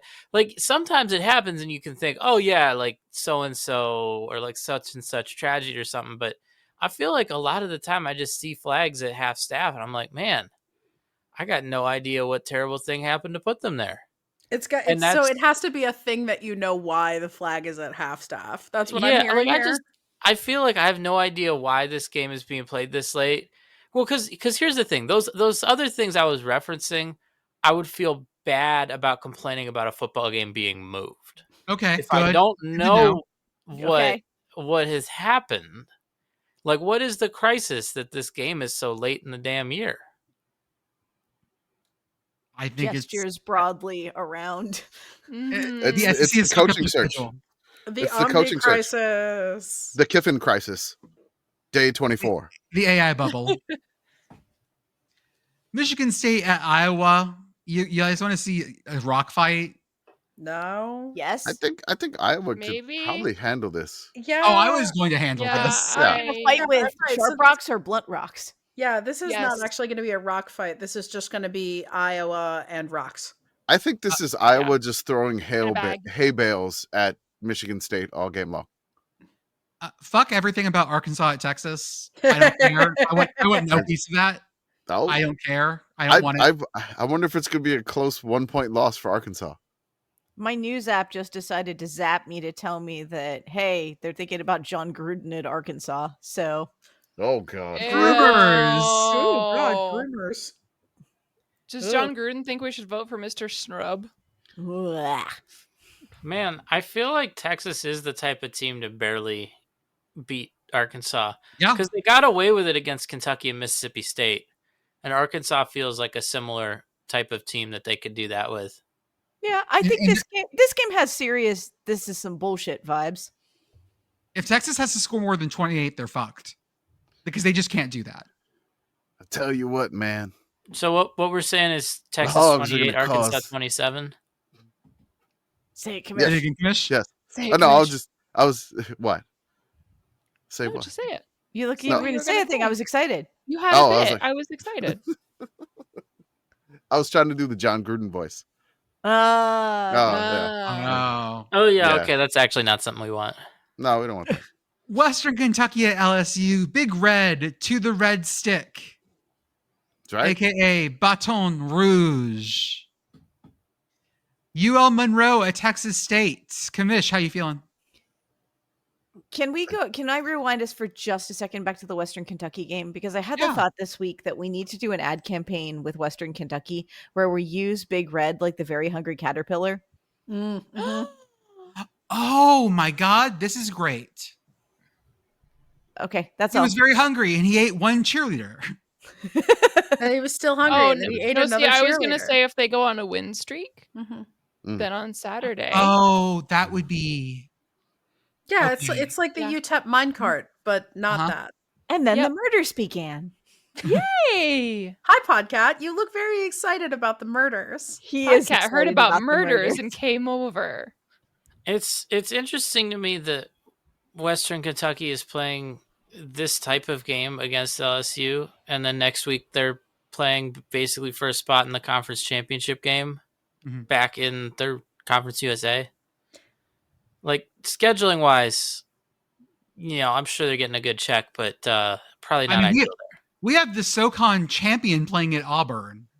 Yeah. Auburn might done. be fucking around a little bit there. Yeah, I mean, the SoCon champion Mercer's at least is good for now. Like, they don't have a big important game next week. No, it's the last game of the season is at Auburn. Yeah. Commish, how you feeling about Texas State? Not good. Okay, fair. I don't think I can't see ULM winning another game for the rest of the year. So, okay. I mean, I feel like, ULM, right, their big rival in Lafayette, they got to have an even bigger fight with Texas State. Okay.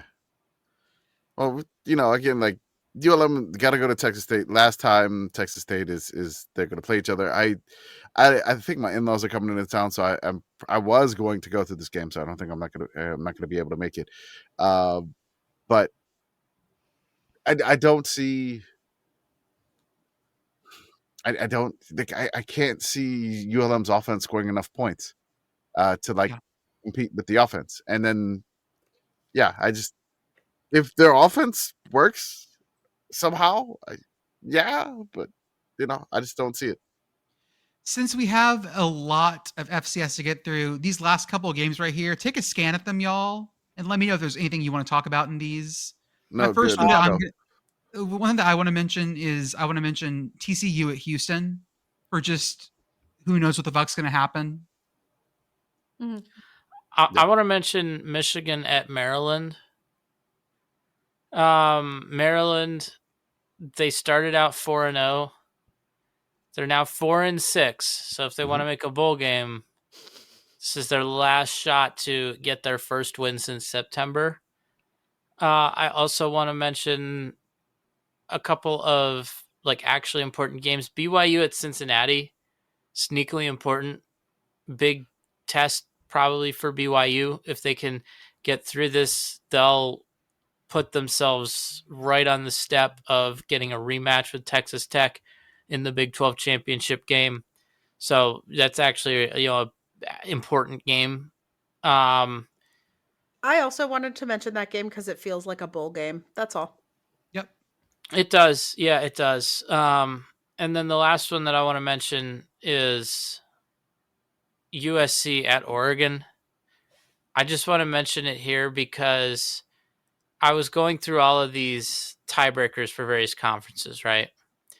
And, when the Big Ten expanded, when all this conference expansion happened, one of the things that we were told was that, no, this is good, so, the top teams can play each other more.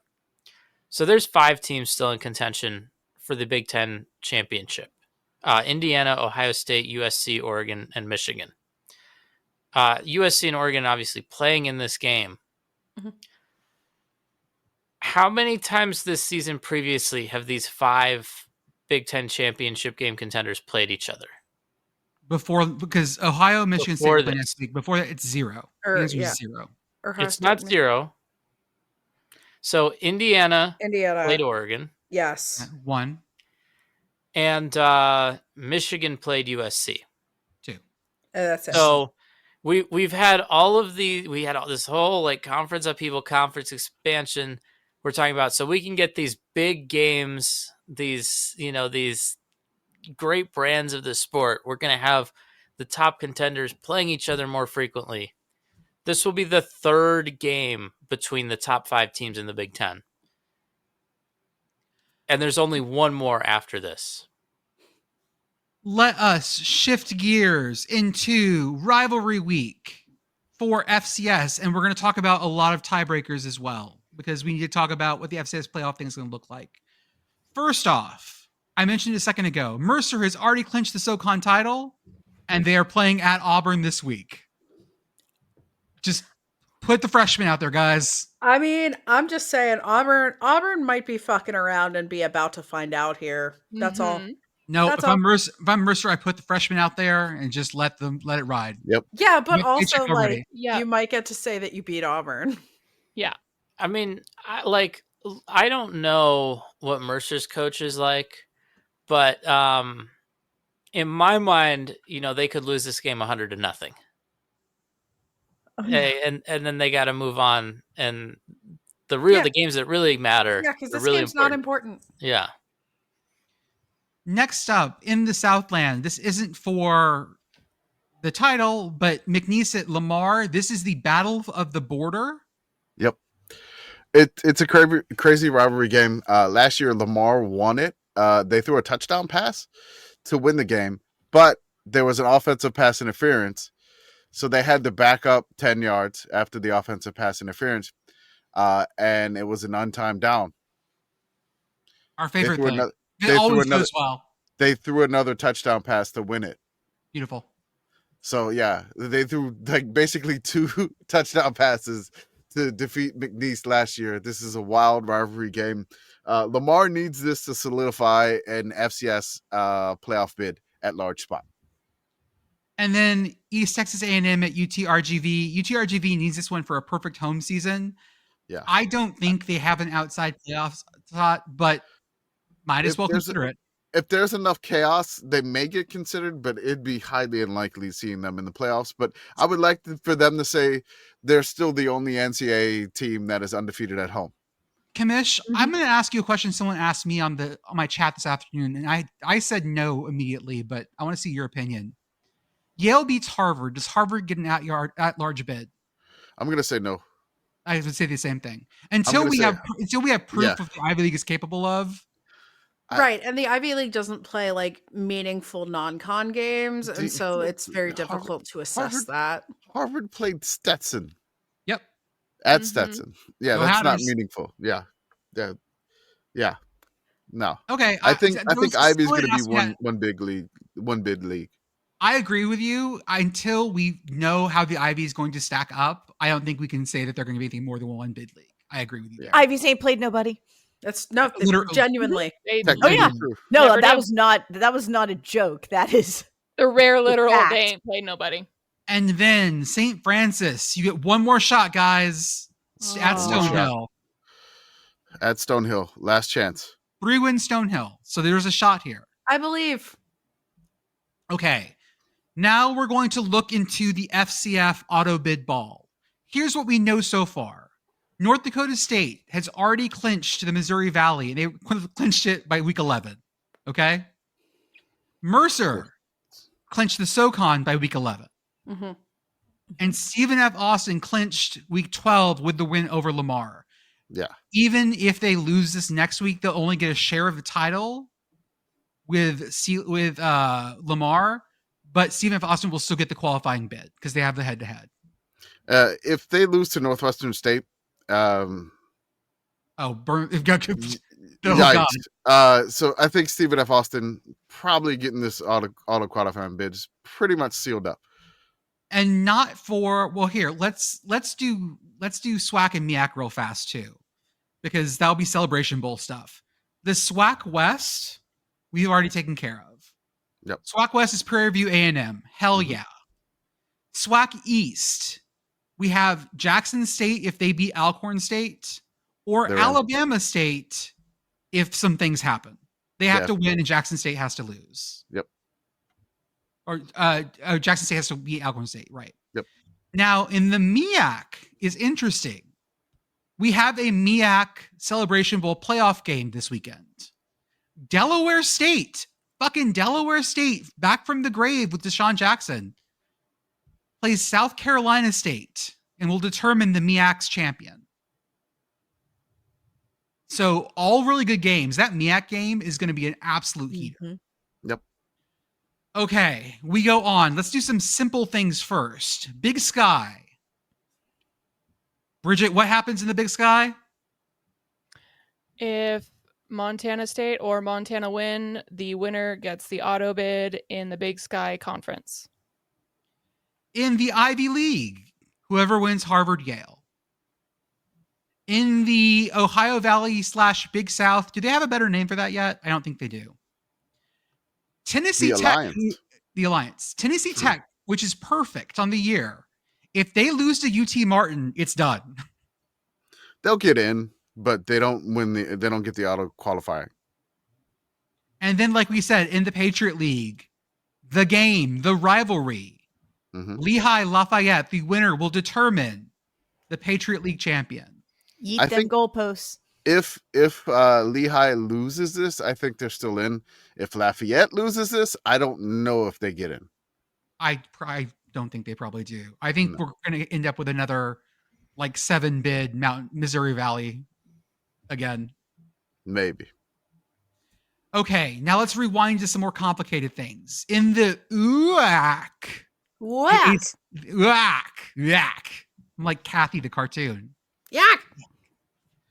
Abilene Christian, if they beat Central Arkansas, they win. Tarleton State, who's been so good, needs to win, and Abilene Christian needs to lose. And then Southern Utah can win if 40,000 things happen. Yeah, I love this one. It's like Southern Utah needs to beat North Alabama, and Abilene Christian loses to Central Arkansas, and Austin P beats Tarleton State. This would create a three-way tie on top of the UAC standings between Southern Utah, Abilene Christian, and Tarleton State. With all three teams beating each other, it would come down to a tiebreaker scenario.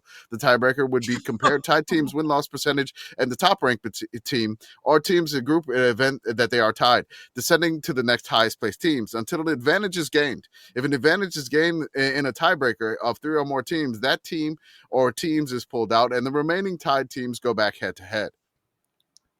Sure. Yeah, we got it. If the train leaves Dubuque at 4:30 p.m. Oh, can I just read the CAA really quick? Oh, but No, you can't, because it can't be read really quick. Do not read the whole CAA. I'm doing it. No, read the whole thing and I'll speed it up. Speed it up. Okay. You speed it up, Arthur. All right, I'm gonna go get a drink. I'm gonna go out and get a smoke.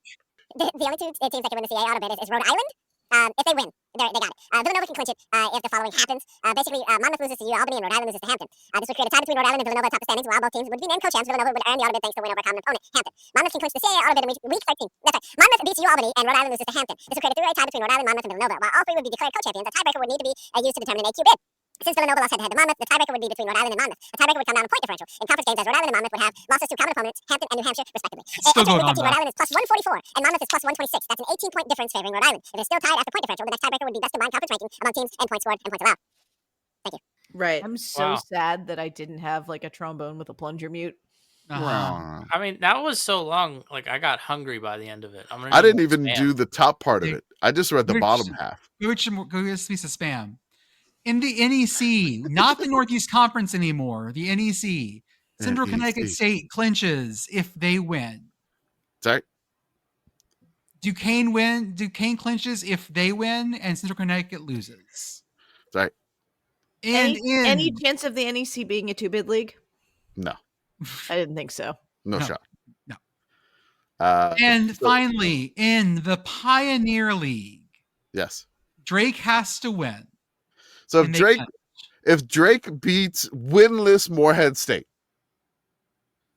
So there's only two teams in the FCS that are winless. It's Morehead State and St. Francis. So if they beat Morehead State, it's done. Now if that doesn't happen, yikes. But there's a lot of things if Presbyterian beats Marist and Drake loses to Morehead State and San Diego loses to Stetson, then it goes in between Drake and Presbyterian atop the standings. The two would have identical records against common opponents. So the next tiebreaker would be each team's record against the highest common opponent in league standings, which won't be determined until all Week 13 Pioneer games are completed. So the Pioneer, if that happens, if Drake loses to winless Morehead State, all chaos could happen in the Pioneer League. So will that happen? Probably not. Listeners, we're not going to talk about the D2 and D3 playoffs because we're going to have special Patreon free. Hold on. I have Morehead State confused with Murray State. Murray State is winless. Morehead State is 6-5. I apologize. So this could actually happen. I had the Racers and the Murray State Eagles confused. I apologize for that. The Murray State Racers are winless. Did either of them have do either of them have coaches that have to do their own grounds crew? No. Okay. Well, maybe Clearing that up. Morehead State. Maybe Morehead State does because they're in the Pioneer League. Murray State is not in that league. And we're not going to talk about the D2 or D3 playoffs because we're going to have special free episodes of our Patreon podcast. Even if you are not members of the Patreon, you're not paying for it, these will be free episodes. Just sign up for the Patreon for free and you'll get these. Yay! We're going to be talking to D1 rejects about D2 playoffs and D3 football about the D3 playoffs. Also, if you happen to be in Canton, Ohio this weekend, And there are 2 bowl games going on. One of them is the Extra Points Bowl, sponsored by our friend Matt Brown. That includes Mount St. Joseph and not Wabash. Westminster. Thank you. They played in it last year. Yeah, they did. You did. Huh? They're defending champions. Yeah, man, I gotta book my hotel for Canton. Yeah, Arthur's going to be there. Have fun. I wish I could go this year. Ohio is very far from scenic Central PA. Yeah, Arthur will be there. Arthur should have a bunch of stickers to hand out if you're going to the game. And then Bridget reminded me we need to talk about Big Sky rivalries. Big Skyvalries. What are your favorite ones? This is a household rivalry for Bridget because she lives in Missoula. She lives in Missoula. She went to Montana State. This is like a literal house divided, right? It is. Talk your shit. Yes. Do it. Yeah, talk your shit. Yep. My father-in-law and my brother-in-law both went to Montana. My husband and I went to MSU. So we are a literal house divided. We both support podcast. Let's go. Yeah, we support each other's teams except for one weekend a year when things get heated. My mother-in-law, in discussing our Thanksgiving plans, signed off her email with "Go Grizz," and I took offense. Get her ass. I love it. Listen, she's still gonna get her green bean casserole, but depending on how this game goes, I will hand it over either begrudgingly or with a great deal of shit talking. Listen, this is a huge game this year. Usually, so it's a very big game in the state of Montana. The entire state tunes in. I don't think I can tell you in words just how big this game is to this entire state. College Gameday, you can meet me outside. Mm-hmm. And that's all I'm going to say about it. Mm-hmm. This is huge this year because if you might remember last year, Montana State was undefeated and the Grizz were not. This year, Montana is undefeated and the Bobcats are not. And this game is always heated, very heated. And it's going to be even more so this year. Montana has a lot of weapons in players like Michael Wortham and Eli Gilman. Corbin Hendricks is getting a lot more looks. Blackfeet player Tommy Running Rabbit is also getting a lot more play, which is really good. He's the first Grizz player from Browning on the Blackfeet Reservation. We love to see it. But so both these teams will have to settle in early because they both take a little bit to settle in. This year with MSU with Justin Lamson at quarterback. And Keely Ayat also like Detmer Darling. Yeah. Yes. They're both having really good seasons. It just takes them a little bit to settle in. And I think whichever team settles in first is going to make the other one pay. And if you want to know what it sounds like in my head right now, just imagine the sounds of one Tina Belcher. Yep.